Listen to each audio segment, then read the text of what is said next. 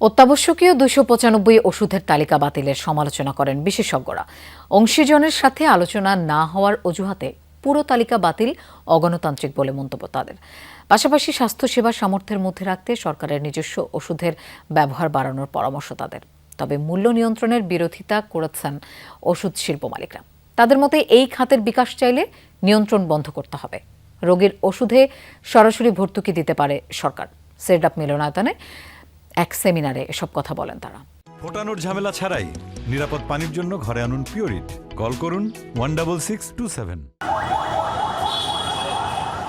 উন্নয়নশীল দেশ হওয়ায় ওষুধের প্যাটার্ন বা মেধাস্বত্ব মূল্য দিতে হয় না বাংলাদেশি কোম্পানিগুলোর, যে কারণে উৎপাদন খরচ অনেকটাই কম পড়ে। তবু প্রায় অভিযোগ আসে অনিয়ন্ত্রিতভাবে বাড়ছে ওষুধের দাম, ফলে নিম্ন আয়ের মানুষের নাগালের বাইরে চলে যায় চিকিৎসা ব্যয়। অভিজ্ঞরা বলছেন, অন্তত জীবন রক্ষাকারী অত্যাবশ্যকীয় ওষুধের মূল্য নিয়ন্ত্রণে থাকা উচিত। টাস্ক ফোর্স কেন করেছে, অ্যাডভাইজারি কাউন্সিল কেন করে না? This type of discussion is very immature understanding এর ফল। এইভাবে একটা ন্যাশনালি ইম্পর্টেন্ট ইস্যুগুলোকে চোর পুলিশ বা টম এন্ড জেরি খেলার তো কোনো অর্থ হয় না।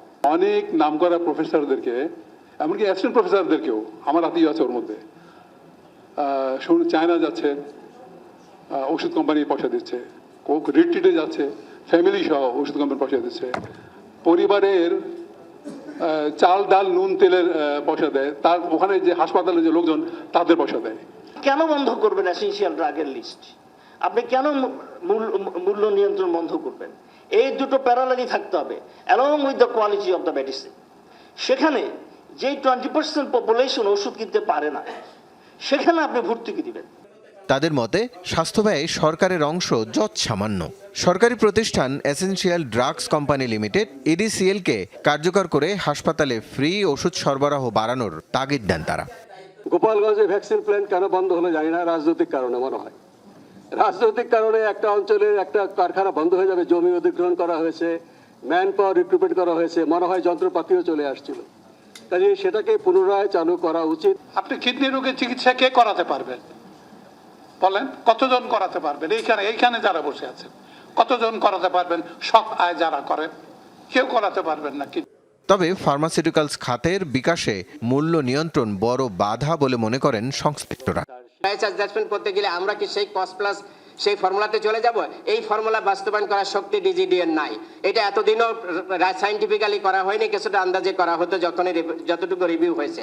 একটি হাঁস সোনার ডিম পারত প্রতিদিন একটি করে, তারপরে কারোর লোভ হলো হাঁসটাকে কিল করে একবারে ডিমগুলো বের করে নিয়ে আসা যায় কিনা করা হয়েছে। আমরা কিন্তু as a stakeholder we are not participant in that gazette notification, কিন্তু তার সেখানে যে প্রাইস ফর্মুলা এবং অন্যান্য জিনিস আসছে, আমার কাছে মনে হয়েছে যে এটা নিয়ে ডেফিনেটলি আরো রিভিউ করা দরকার। তার কারণেই সরকার এই উদ্যোগটা নিয়েছেন যে গ্যাজেটটা ক্যান্সেল করেছেন, এবং এটা একটা সাধু উদ্যোগ।